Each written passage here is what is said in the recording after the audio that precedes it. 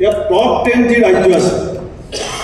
তাত হিমন্ত বিশ্ব শৰ্মা ডাঙৰীয়াই কৈছিলে অসম তেখেতৰ কাৰ্যকালত ভাৰতবৰ্ষৰ শীৰ্ষ 5খন ওলাই 5খনৰ ভিতৰত ওলাই ইয়াত মই বাৰে বাৰে কৈ চাইছিলোঁ অসম ক'ত আছে টপ 10 মহাৰাষ্ট্ৰ 1 নম্বৰ তামিলনাডু উত্তৰ প্ৰদেশ কৰ্ণাটক গুজৰাট বেংগল 6 নম্বৰ 7 নম্বৰ ৰাজস্থান 8 নম্বৰ অন্ধ্ৰপ্ৰদেশ 9 নম্বৰ মধ্যপ্ৰদেশ 10 নম্বৰ তেলেংগানা আৰু কি কৈছে মুখ্যমন্ত্ৰীয়ে যে 2028 চনত যিজন CM থাকিব কংগ্ৰেছৰ CM নিশ্চিতভাৱে থাকিব 10 লাখ কোটি টকা লোন ল'ব পাৰিব তেতিয়ালৈকে আমাৰ লোন ল'ব পৰা সক্ষমতা 10 লাখ কোটিলৈকে বৃদ্ধি কৰিব পাৰিব কিন্তু মুখ্যমন্ত্ৰী মহোদয়ে এই দাতাটো কিয় নকয় যে অসমৰ যিটো আমাৰ GSDP 2023-24 বৰ্ষত 6,43,089 কোটি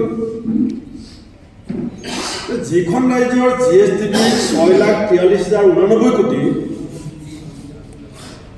28 চনত কেনেকে 10 লাখ কোটি টকা লোন ল'ব হিমন্ত বিশ্ব শৰ্মা ডাঙৰীয়াই অসমৰ ৰাইজক এইটো বিতংভাৱে বুজাই দিবৰ কাৰণে মই আহ্বান জনাইছোঁ আৰু কি কৈছে আছামিজ চাইনিং অসম উজলিছে 2004 চনত বাজপেয়ী ডাঙৰীয়াৰ নেতৃত্বত ইণ্ডিয়া চাইনিং বুলি যিটো শ্লোগান তাৰ প্ৰত্যুত্তৰ 2004 চনত ভাৰতবৰ্ষৰ মানুহে দিয়াৰ কাৰণে এগৰাকী অৰ্থনীতিবিদ সদ্য প্ৰয়াত ডক্টৰ মনমোহন সিং ডাঙৰীয়া দেশৰ প্ৰধানমন্ত্ৰী হোৱাৰ সুযোগ পাইছে ইণ্ডিয়া চাইনিঙৰ শ্লোগান চলি থাকে আৰু এতিয়া মুখ্যমন্ত্ৰী যে অসম চাইনিং বুলি কৈছে আমি বুজি পাইছোঁ যে তেখেতৰ যথেষ্ট চাইনিং হৈছে তেখেতৰ লগত থকা চিণ্ডিকেট মাষ্টৰবিলাকৰ চাইনিং হৈছে কেইজনমান অনা অসমীয়া ঠিকাদাৰৰ চাইনিং হৈছে কেইজনমান অনা অসমীয়া পুঁজিপতি চাইনিং হৈছে অসম চাইনিং হোৱা নাই 2004 চনত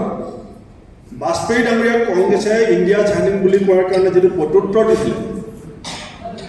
আমি 2026 চনত অসমৰ ৰাইজৰ আশীৰ্বাদত সেই প্ৰত্যুত্তৰ আমি বিজেপিক দিম এতিয়া